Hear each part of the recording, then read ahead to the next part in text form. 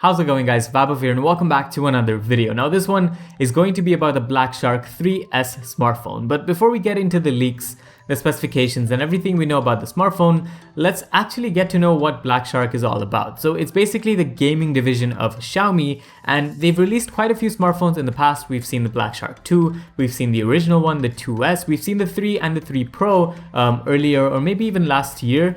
And now we have the 3S. Given the naming scheme of the phone, it's going to be more of an incremental update rather than a full-fledged big update. And that's being teased from the brand manager of Black Shark themselves. So this is actually posted from the Black Shark 3S gaming smartphone. And it says, I feel a lot of things have happened recently. So this is alluding to the fact that more and more gaming smartphones are coming to the market. Also the fact that we've seen different charging technologies over the past couple of weeks, and this being tied up with Xiaomi might have something to do with that as well. Now fast forward to today, this was on the 22nd of July.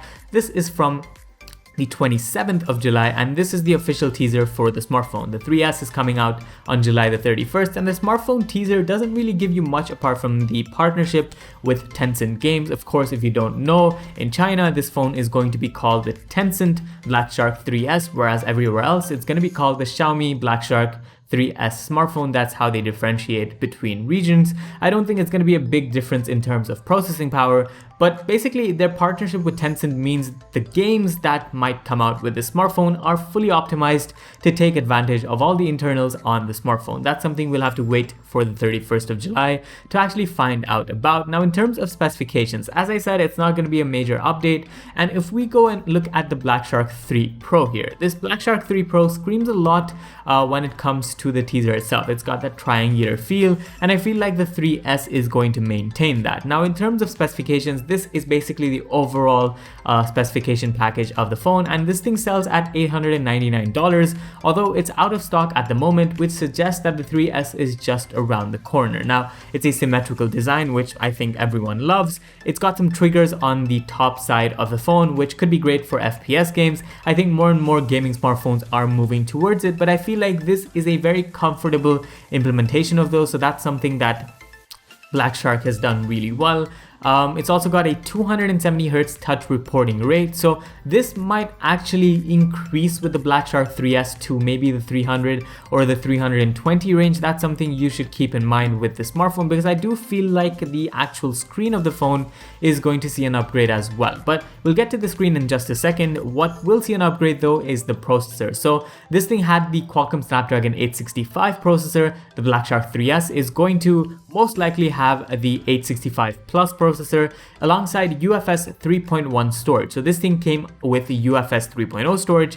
I think the upgraded version is going to have an upgraded processing storage as well, which will make it slightly faster. Not that big of a deal, but that's something that will help the 3S sell even more in terms of marketing value. I don't think we know much about the cooling to really talk about it, but we're guessing some sort of similar cooling structure. I don't know if it's going to be silver cooling. That's a big increment for an S series smartphone. But if we do see it, we know Black Shark is being very serious about its gaming smartphone. But in a nutshell, I feel like these S variants borrow a lot from their previous variants. So don't expect major changes when it comes to cooling technology.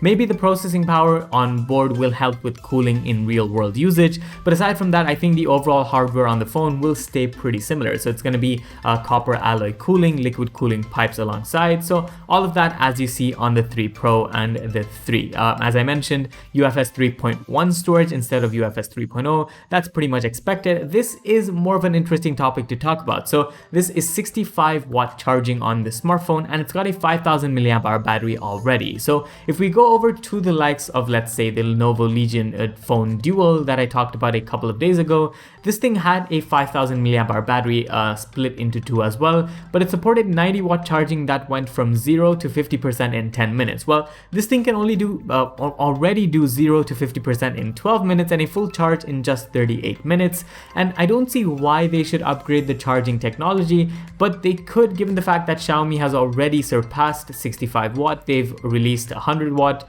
as well as 120 watt charging solutions, so that could be an upgrade on the smartphone. Again, as I said, being an S variant, I don't think much design is going to change, so I don't expect this thing to have, you know, a ridiculously big battery. Maybe a slightly bigger battery and a slightly faster charging speed. That could be a good enough upgrade for the 3S.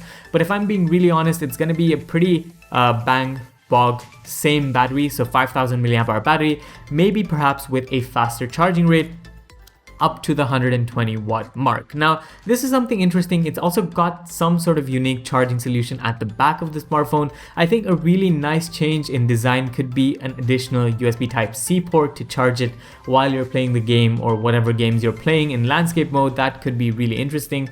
But as I said, it's not going to happen given the fact that the design is going to be pretty much the same as we see on screen right here. Now, in terms of the display, it's got a 2K plus or a Quad HD plus 7.1 inch panel. It's a really big panel if you ask me. It's got a high resolution. It's also got a 90 Hz refresh rate, but that really combines the touch sensitivity and the refresh rate. I feel like 90 Hz is a bit too less for a gaming smartphone in 2020, especially at the later half of 2020. So we're going to be seeing maybe a 120 Hz refresh rate or maybe even a 144 Hz refresh rate panel. So that's something to keep in mind as well. As you can see, this is only 90 Hz. I don't think they can market the 3S with a 90 Hz panel, given the fact that the budget smartphone range like the OnePlus Nord, for example, also comes with a 90 Hz refresh rate panel, and that's just something that gamers cannot really deal with. 10-bit color accuracy, so that's again very good for your colors, very vivid. And yeah, that pretty much sums up everything you need to know about the Black Shark 3S in a nutshell. In terms of software, Android 10 is supposed to be on board alongside gaming enhancements. People are saying we're going to be seeing Joy UI 12.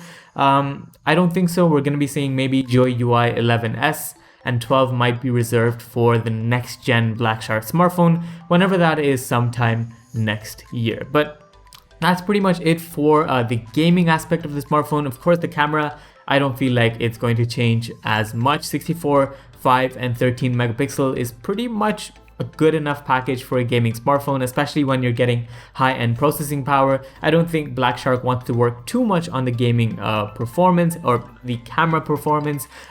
If anything, it's going to be better as far as the processing of images goes, because they've had time with the sensor to make it even more perfect when it comes to different scenarios. So maybe that's how you're gonna get a better camera, and that's maybe how Black Shark might market it to be, as some more peripherals with the gaming smartphone. As you can see, this is the charging solution that I was talking about. I think all of these peripherals are going to be compatible with the Black Shark 3S as well. And of course, the pricing, it's going to be the same as the 3 Pro in my opinion. It's going to be $899.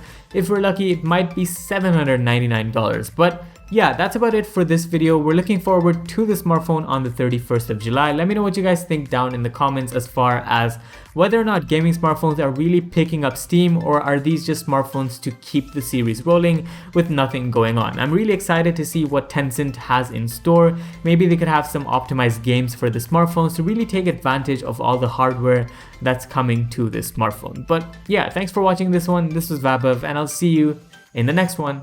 Adios.